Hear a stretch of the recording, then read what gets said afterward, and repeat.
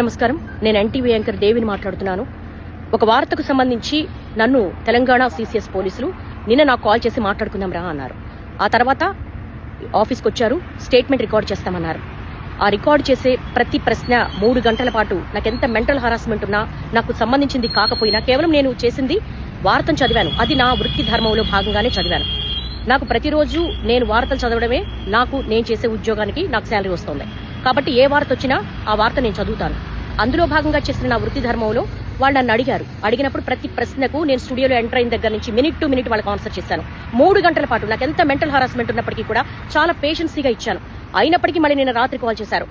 నిన్న రాత్రి కాల్ చేసి మళ్ళీ ఈ రోజు పొద్దున మళ్ళీ స్టేట్మెంట్ రికార్డ్ చేయాలి, మళ్ళీ రమ్మన్నారు. నేను ఒక మహిళా జర్నలిస్ట్ ని. నా ఇంటికి వచ్చారు, నా హస్బెండ్ తో మాట్లాడారు. నిజానికి నా ఇంట్లో వాళ్ళు ఇబ్బంది పెట్టాల్సినంత అవసరం లేదు. నేనేం దొంగను కాదు, నేను ఒక జర్నలిస్ట్ ని. 22 సంవత్సరాల పాటు ఒక్కొక్క మెట్టు ఎక్కుతూ మా కెరీర్ని బిల్డ్ చేసుకున్నా. ప్రతి జర్నలిస్టు కూడా వాళ్ళ వృత్తి ధర్మంలో భాగంగానే వార్తలు అందిస్తారు. ఓకే, జరిగిందని మీకు క్షమాపణ కూడా చెప్పాం. అయినప్పటికీ కూడా ఒక మహిళను కూడా చూడకుండా ఇంటి దగ్గరికి పోలీసులు పంపించాల్సిన అవసరం ఏంటి? నా హస్బెండ్ తో మాట్లాడాల్సినంత అవసరం ఏంటి? ఇవన్నీ కూడా ఎందుకు తెలంగాణ పోలీసులు ఇంత దాష్టికానికి పాల్పడుతున్నారు? ఒక మహిళా జర్నలిస్టు పట్ల నేను కూడా మహిళనే కదా. ఓకే, ఒక మహిళకి ఇబ్బంది జరిగింది అని మాట్లాడినప్పుడు నాకు మహిళనే, నాకు ఒక సెల్ఫ్ రెస్పెక్ట్ ఉంటుంది, నాకు ఒక కుటుంబం ఉంటుంది. నా కుటుంబంలో సంబంధించినంత వరకు కూడా వాళ్ళ సేఫ్ కూడా నేను చూసుకుంటాను. కానీ ఎందుకు ఇంత దాష్టికానికి పాల్పడుతున్నారు? ఇది చాలా అన్యాయము. ఇలా నన్ను రోడ్ల మీద పరిగెత్తించడం అనేది న్యాయం కాదు.